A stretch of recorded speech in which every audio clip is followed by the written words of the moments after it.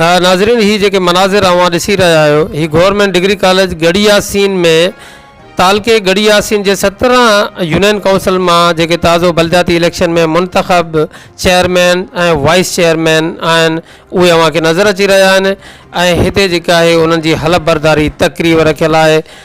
अवां ॾिसी रहिया आहियो त तालके गढ़ी यासीन जे 17 यूनियन काउंसिल्स मां मुंतखब चेयरमैन ऐं वाइस चेयरमैन उहे अवां खे पंडाल में नज़र अचनि था जेके इन वक़्तु हलफ़ बरदारी तक़रीब में पहुतल आहिनि जिन खे हींअर हलफ़ खणायो वेंदो ऐं हलफ़ जेको आहे असिस्टेंट कमिश्नर गढ़ी यासीन मसरूर अहमद बिजारानी साहब हिन वक़्तु उहे चेयरमैन ऐं वाइस चेयरमैन खे हलफ़ खणाए रहियो आहे। हो महिरबानी ऐं तव्हां सभिनि खे तमामु घणियूं मुबारकां हुजनि। जी नाज़रीन जेतोणीकि कि हाणे तमामु यूनियन काउंसिल्स मां मुंतखब चेयरमैन पंहिंजे उहिदे जो हलफ़ खणी चुका आहिनि ऐं हलफ़ खणण खां बाद में उन्हनि जा सपोर्टर ऐं चाहींदड़ उन्हनि खे गुलनि जा हार पाराए मुबारकबाद ॾेई रहिया आहिनि। हींअर जेको यूसी अमरोड जो जेको चेयरमैन आहे सैयद अब्दुल कादिर शाह अमरोडी जंहिंखे पंहिंजा चाहींदड़ ऐं दोस्त अहबाब गुलनि जा हार पेश करे मुबारकबाद ॾेई रहिया आहिनि। जिन हींअर ताज़ो गवर्नमेंट डिग्री कॉलेज गढ़ी यासीन में हलफ़ खयो आहे जिते हलफ़ बरदारी तक़रीब थी आहे ऐं हलफ़ खणण खां बाद में जेके मुंतखब चेयरमैन आहिनि उन्हनि खे उन्हनि जा चाहींदड़ गुलनि जा हार पेश करे मुबारकबाद ॾेई रहिया आहिनि। असांजी ख़िदमत जो जज़्बो आहे ऐं जेके इरादा ऐं जेके उमेदूं खणी आया आहियूं अवाम जी ख़िदमत करणु अवाम खे बहितर खां बहितर असांजे अचण मां जेके फ़ाइदा उहे दर ताईं पुॼाइणु ऐं सफ़ाई सुथराई या जेके असांजी ज़िम्मेदारियुनि में शामिल आहिनि शयूं उहे आसानीअ सां पहुचाइणु इन में भरपूर कोशिशि करणु इन जज़्बे सां आया आहियूं इंशाअल्लाह कोशिशि कबी। तमामु ॾुखियायूं आहिनि साईं 5 लख रुपया बजट आहे उन में 4.5 लख खां अबो जेके आहिनि त उहे असांजियूं पघारनि जी मुद में पैसा वञनि था। बाक़ी ईअं आहे त जेकॾहिं माण्हू करण ते पवे त ॿियो न त जेके उन्हनि जा सर्टिफिकेट वग़ैरह में जेके एक्स्ट्रा पैसा वरिता वञनि था या ॿियूं ख़िदमतूं जेके वसाहर थींदियूं उहे ज़रूरु उन में हर मुमकिन कोशिशि कबी।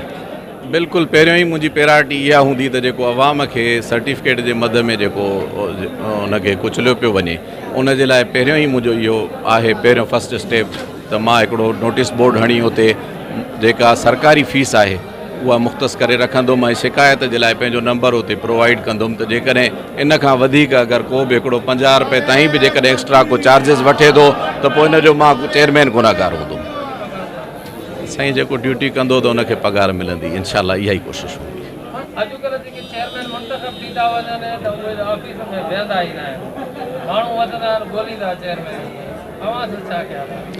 साईं उहो त हर कंहिंजो पंहिंजो हिकिड़ो किरदारु आहे। मुंहिंजी इहा ई कोशिशि हूंदी आहे त राति जो 12 बजे जेकॾहिं कंहिं यूनियन काउंसिल जो कोई मैटर थिए थो त इंशाअल्लाह निंड फिटाए उनखे तरजीह बुनियाद ते हल कबो आहे। इहो मां पंहिंजे फ़र्ज़नि में शामिलु सम्झंदो आहियां। यूसी बम्बियड़ जे लाइ इंशाअल्लाह ताला इहा ई सोच रखी आया आहियूं त का जेतिरो असांजे हथ में ईंदो त इंशाअल्लाह ताला यूसी बम्बियड़ जी ख़िदमत कंदासीं इंशाअल्लाह ताला।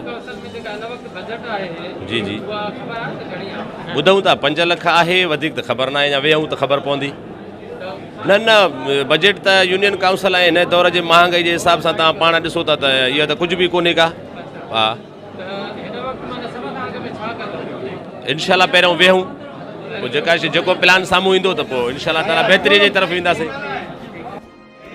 बिल वास्ता या बिला वास्ता कोई बात जो मेरे इल्म में मुंतखब होने की हैसियत में।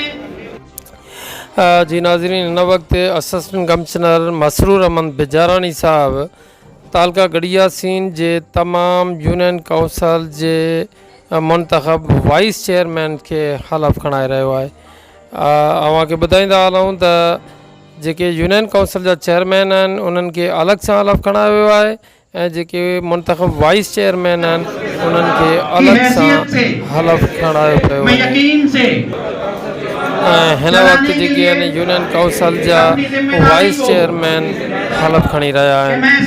इहा जेका हलफ़ बरदारी जी तक़रीब गवर्नमेंट डिग्री कॉलेज गढ़ी यासीन में मुनाक़िद कई वई आहे जंहिंमें तालके गढ़ी यासीन जे तमामु टाउन्स ऐं यूनियन काउंसिल जे तमामु मुंतखब मेंबर्स खे हलफ़ खणायो पियो वञे।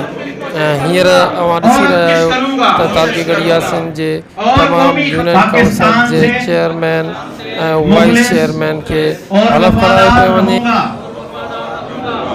और इसके नजरिए इक़दार, सालमियत, तरक्की में इजाफे और बेहतरी को मजबूत करने के लिए हर मुमकिन कोशिश करूंगा।